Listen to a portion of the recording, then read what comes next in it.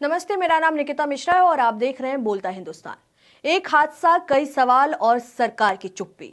आज का दिन देश की राजनीति और प्रशासनिक व्यवस्था के लिए बेहद संवेदनशील बताया जा रहा है।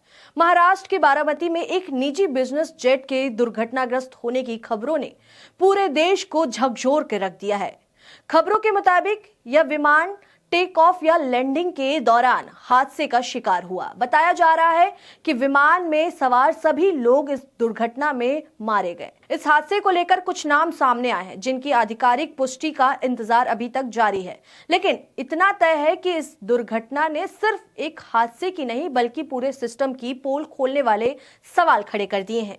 आपको बता दें कि बारामती, जो कि अजीत पवार का गढ़ है, वो वहां पे जा रहे थे एक चुनाव प्रचार के लिए, पंचायत चुनाव के लिए, और उस दौरान उनके प्लेन क्रैश होने की वजह से उनकी जान चली गई।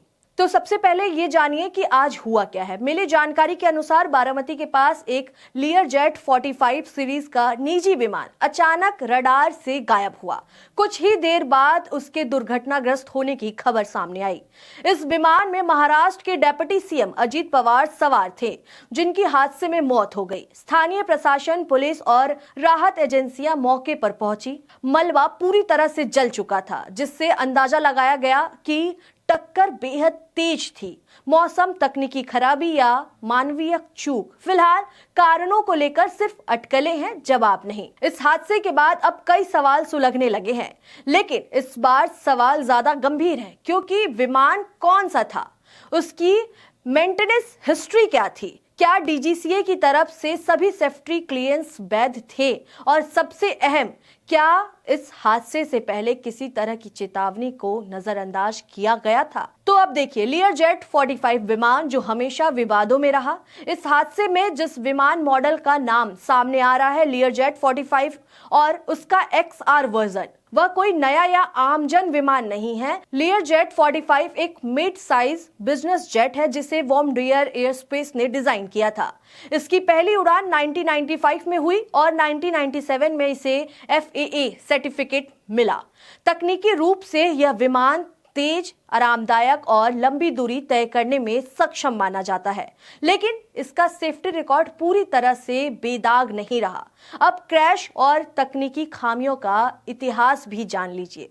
1998 यानी 1998 में अमेरिका में टेस्ट फ्लाइट के दौरान कंट्रोल लॉस, 2003 में हॉरिजॉन्टल स्टेबिलिटी के कारण गंभीर तकनीकी खामी, इटली और मैक्सिको में टेक ऑफ के तुरंत बाद दुर्घटनाएं हुई। साल 2008 में मैक्सिको सिटी में हाई प्रोफाइल क्रैश हुआ।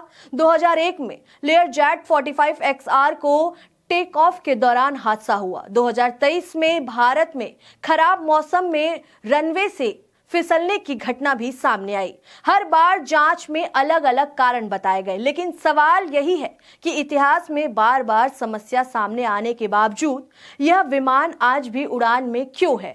आपको बता दें कि डीजीसीए और एविएशन सिस्टम पर सवाल उठता रहा है। भारत में विमान उड़ाने की अनुमति डीजीसीए यानी director general of civil aviation देता है। तो सवाल उठता है, क्या हर लीयरजेट 45 की नियमित और स्वतंत्र सेफ्टी ऑडिट होती है? क्या सेकेंड हैंड या पुराने बिजनेस जेट्स पर उतनी ही सख्ती है जितनी कमर्शियल एयरलाइंस पर? क्या वीआईपी यात्राओं में समय और सुविधा के दबाव में सेफ्टी से समझौता होता है? अगर सब कुछ नियमों के मुताबिक था तो सरकार और डीजीसीए को खुलकर सब कुछ जनता के सामने रखना चाहिए। आपको बता दें कि इस हादसे को लेकर सोशल मीडिया पर लोगों ने जमकर आरोप लगाया है। लोगों ने इसे साजिश की आशंका के एंगल से देख रहे हैं। हादसे के बाद सोशल मीडिया पर सवालों की बाढ़ आ गई है। कुछ लोग इसे सिर्फ दुर्घटना मानने को तैयार नहीं है, राजनीति संदर्भ जोड़े जा रहे हैं, पुरानी घटनाओं की तुलना की जा रही है, कुछ नाम और कुछ संयोग गिनाए जा रहे हैं। आपको बता दें कि एक्टिविस्ट कुणाल शुक्ला इस मामले पर सोशल मीडिया पर पोस्ट करते हुए लिखते हैं, रूपाणी के बाद अजीत पवार। महाराष्ट्र के उप मुख्यमंत्री अजीत पवार की मृत्यु विमान हादसे में हो गई है। विजय रूपाणी की विमान दुर्घटना के मौत का रहस्य अभी तक दुनिया के सामने नहीं आया और अब अजीत पवार के साथ हादसा कई सवालों को फिर से जन्म दे रहा है। आपको जानकारी के लिए बता दें कि 12 जून 2025 को प्लेन हादसे में गुजरात के पूर्व सीएम विजय रूपाणी की जान चली गई थी और अब 7 महीने बाद अजीत पवार की भी एक प्लेन हादसे में जान चली गई।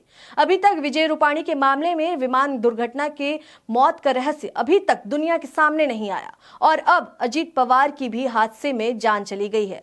आपको ये भी बता दें कि अहमदाबाद प्लेन क्रैश हादसे पर सुप्रीम कोर्ट ने साफ कहा था कि दोषारोपण नहीं चलेगा, बल्कि दुर्घटना के कारणों का पता लगाना और भविष्य में ऐसी त्रासदी से बचाव करना ही जरूरी है। लेकिन अभी तक उस मामले की कोई खबर नहीं है और अब एक और हादसा जो सवालों के घेरे में है।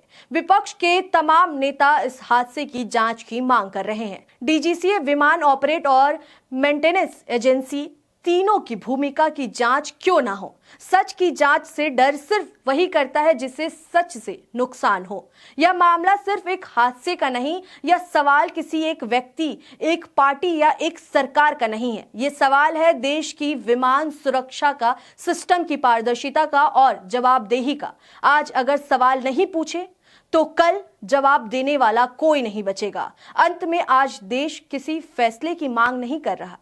देश आज मांग कर रहा है पूरी सच्चाई, पूरी जांच और पूरी जवाबदेही का, क्योंकि हादसे आसमान में होते हैं लेकिन उनकी जिम्मेदारी जमीन पर तय होती है। फिलहाल इस खबर में इतना ही है। आपको क्या लगता है इस पूरे खबर पर, और आपको क्या लगता है जो सोशल मीडिया पर दोषारोपण किया जा रहा है, जो सोशल मीडिया पे कहा जा रहा है कि साजिश के तहत हुआ है, आपको क्या लगता है? आप अपनी राय हमें कमेंट करके जरूर बताएं। तब तक के लिए देखते रहें बोलता हिंदुस्तान। शुक्रिया।